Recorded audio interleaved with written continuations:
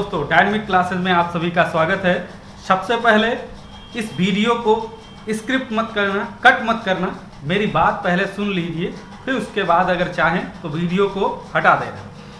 देखिए, कला विषय से अगर आप तैयारी करते हैं तो इस वीडियो को छोड़ना मत, क्योंकि इस पर बहुत सारी जानकारियाँ आपको मिलती हैं। कला से संबंधित, कला विषय से जो भी तैयारी करते हैं जानते हैं, जितना कुछ दिया जाता है मोस्ट इम्पॉर्टेंट ही मिलता है। तो आप भी कला विषय से तैयारी कर रहे हैं तो वीडियो को कट मत करना। ये क्लास आपके लिए मोस्ट इम्पॉर्टेंट होती है। बहुत सारे बच्चे मुलाकात ही नहीं होती, सीरीज पे सीरीज ठोके जा रहे हैं। प्यारे दोस्तों, हम जानते हैं आप लोगों के मन में ये सवाल उठते होंगे, क्योंकि परीक्षा का बहुत समय हो गया है और परीक्षा नहीं हुई है तो आप भी परेशान हैं, हम भी परेशान हैं। तो परेशान होने से काम नहीं चलेगा, क्योंकि देखिए, आपकी इच्छा शिक्षा ही दूर कर सकती है। इसलिए शिक्षा को अपने जीवन में बनाए रखें। मान लेते हैं आप अभी से पढ़ाई छोड़ देते हैं, चले जाते हैं, तो 3-4 जो महीने से आप लगातार पढ़ाई कर रहे हैं वो तो सब पानी में चली जाएगी मेहनत। इसलिए जाना कहीं नहीं है, लगातार शिक्षा से जुड़े रहिए। कभी तो परीक्षा होगी, लड़ेंगे, हक की लड़ाई लड़ेंगे। भाई, अपने फार्म भरा है तो उसके लिए हम लड़ेंगे और परीक्षा करवाएंगे। इसलिए पढ़ते रहिए, जब भी डेट आएगी झंडा गाड़ देना है। तो इसीलिए आपसे रूबरू होने के लिए कैप्सूल क्लास, आप लोगों के लिए कैप्सूल क्लास है, बहुत ही महत्वपूर्ण होने वाली है। इसमें देखिएगा, बहुत सारी जानकारियां आपके भेजे में मैं डायरेक्ट भेजने वाला हूं। तो आप भी अगर अपने महत्वपूर्ण क्वेश्चन का आंसर चाहते हैं तो नीचे कमेंट बॉक्स में अपने आंसर फिल करिए। हम 5 क्वेश्चन रोज उससे लेंगे। ये कहने को सिर्फ 5 क्वेश्चन होंगे, 5 मल्टीप्लाई 5 कर लीजिए। कम से कम 5 क्वेश्चनों से उसके 5-5 गुना आंसर आपको बताए जाएंगे। तो और सिर्फ 5 मिनट की लगभग क्लास रहेगी, तो आज बड़ी हो जाएगी, क्योंकि आज तो आपको बताना था। तो प्यारे दोस्तों, तैयार हो जाइए। कैप्सूल क्लास, आप भी अपने क्वेश्चन लिख सकते हैं। ईश्वर ने चाहा तो सिलेक्ट हो सकते हैं, आपके भी क्वेश्चन बताए जाएंगे डायरेक्ट। तो कुछ बच्चों ने क्वेश्चन भेजे हैं, उनका आंसर बताना है तो बताएंगे। आप भी इस वीडियो को पूरा वीडियो देखें, फिर क्लास में देखिएगा, मज़ा आएगा। देखिए, जुड़े रहना है तो जुड़े ही रहो, बीच बीच में गायब हो जाते हो, ये चीज़ गलत है। बहुत सारे बच्चे कमज़ोर थे, देखिए कितना तेज हो गए हैं। हाईएस्ट मारते हैं 120, 123, 124, तहलका मचा देते हैं। और कुछ बच्चे तो पूरे में पूरे ठोक देते हैं। ये मेरे लिए गर्व की बात है कि हमारे बच्चे ऐसा कर रहे हैं, और ईश्वर ने चाहा तो उनका इसी बार सिलेक्शन भी होगा। तो आप भी अगर नए हैं तो वीडियो को देखें पूरा, उसके बाद अगर वीडियो अच्छा लगा करें तो लाइक करें और चैनल को सब्सक्राइब जरूर करें, जिससे आने वाला अगला वीडियो आपको पता चल जाए। तो प्यारे बच्चों, मेरे पास एक पेज है जिस पे हमने बच्चों ने जो क्वेश्चन भेजे हैं, सिर्फ 5 ही क्वेश्चन हमने सेलेक्ट किए हैं। ये जो क्वेश्चन बच्चों के द्वारा पूछे गए हैं उन्हीं में से है। तो पहला क्वेश्चन है, पिकासो का जन्म कहाँ हुआ? ये तो बड़ा नॉर्मल क्वेश्चन है, लेकिन सेलेक्ट करे हैं इसलिए क्योंकि इससे और क्वेश्चन बता देते हैं आपको। तो पिकासो का जन्म कहाँ हुआ? सभी लोग जानते हैं, पिकासो का जन्म 25 अक्टूबर 1881 ईस्वी में मलागा एक जगह है स्पेन में। कहाँ पे? स्पेन में, वहाँ पे हुआ था। तो स्पेन इसका सही आंसर होगा, मलागा नहीं होगा। मलागा ऑप्शन में आएगा ही नहीं, अगर आ जाता है तो लगा देना, हम ये नहीं कहते हैं, लेकिन होगा ही नहीं। इसलिए स्पेन याद रखना। पिकासो का जन्म कहाँ हुआ है? तो स्पेन में। और इनसे संबंधित जानकारी में बता दें, इन्हें जन्मजात कलाकार कहा जाता है। क्या कहा जाता है? जन्मजात कलाकार भी कहा जाता है। अगर पूछा जन्मजात कलाकार किसे माना जाता है, तो पिकासो को माना जाता है। ये भी एक इम्पॉर्टेंट तथ्य है।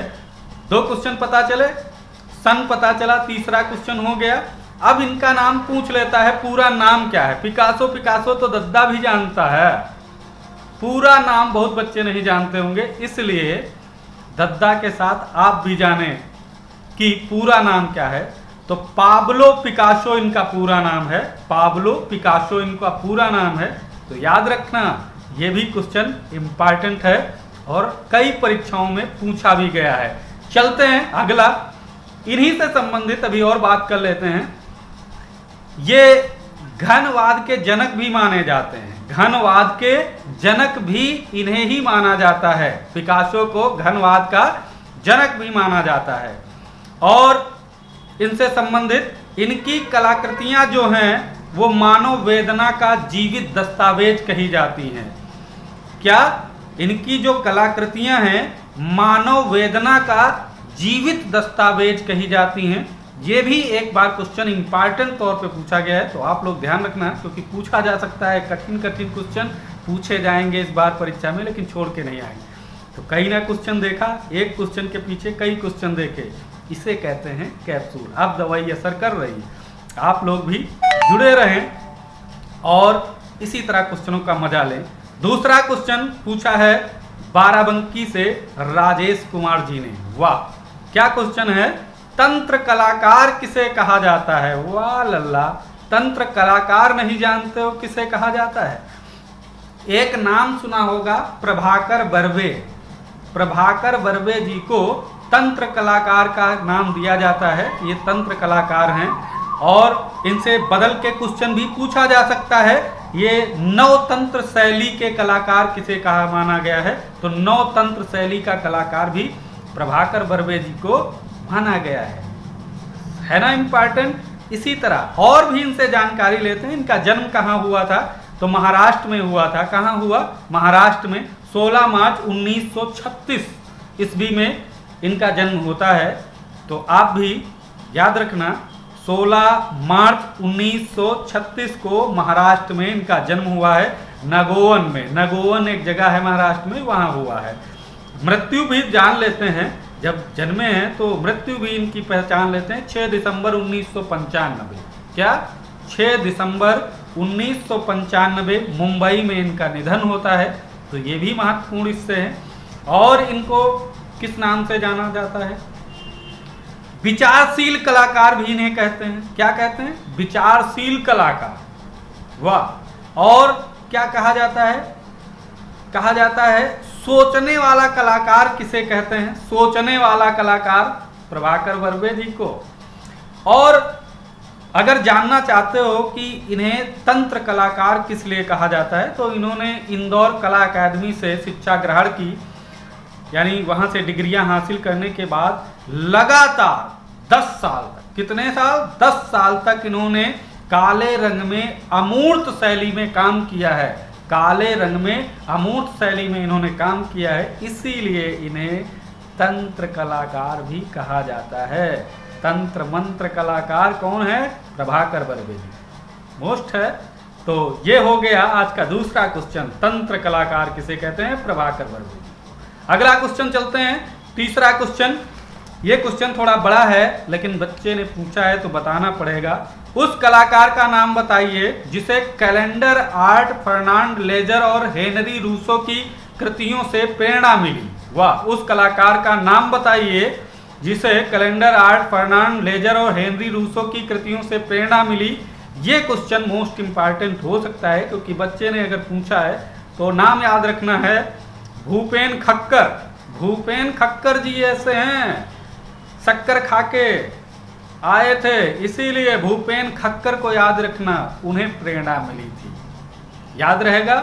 इनका जन्म 10 मार्च को होता है। कब? 10 मार्च 1934 को होता है। कहाँ होता है? बम्बई में, क्योंकि तब मुंबई था ही नहीं, मुंबई नहीं था, बम्बई था, तो बम्बई में होता है। याद रहेगा।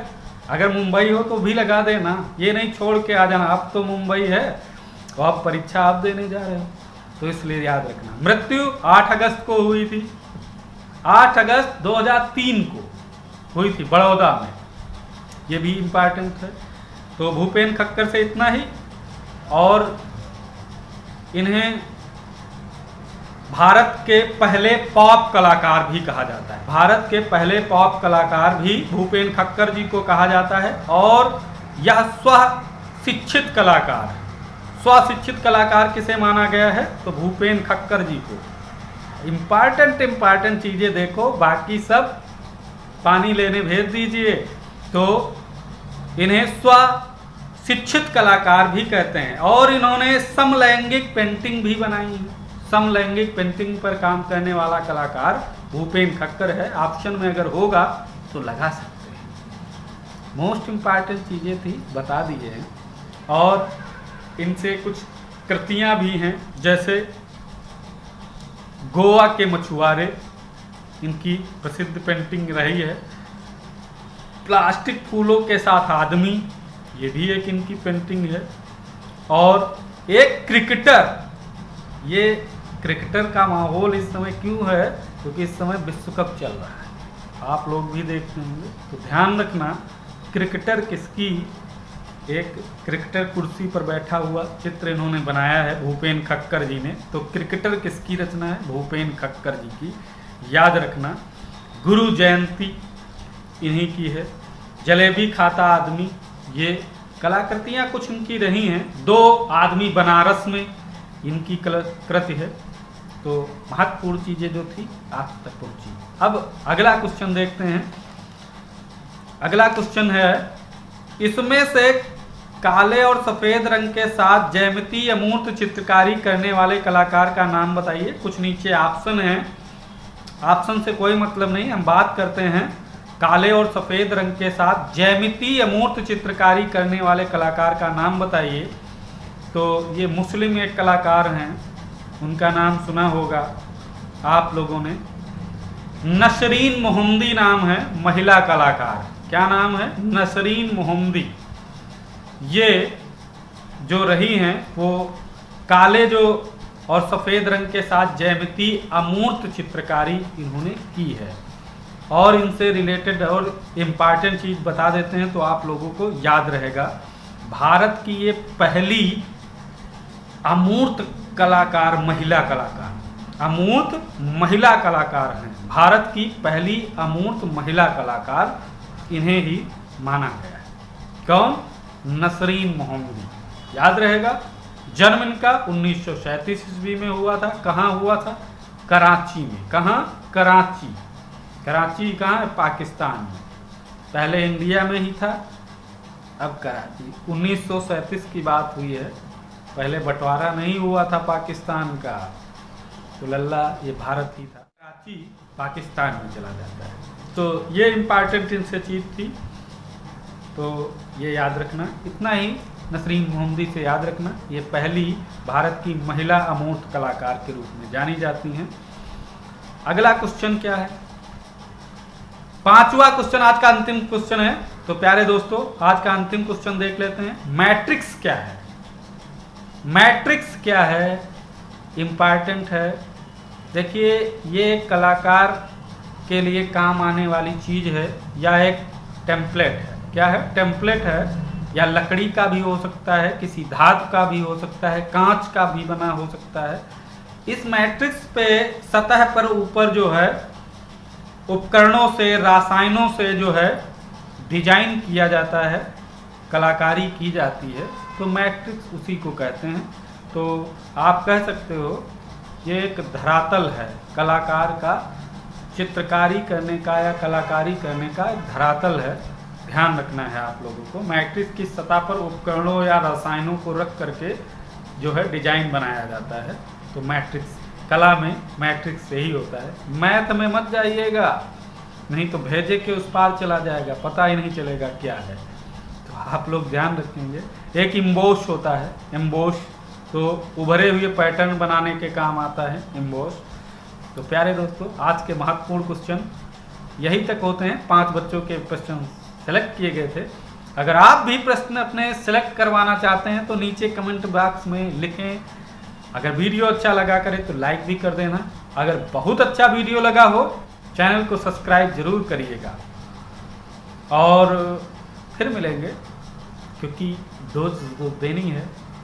तो कैप्सूल क्लास में आपका फिर स्वागत करेंगे। तब तक के लिए जय हिंद, जय भारत।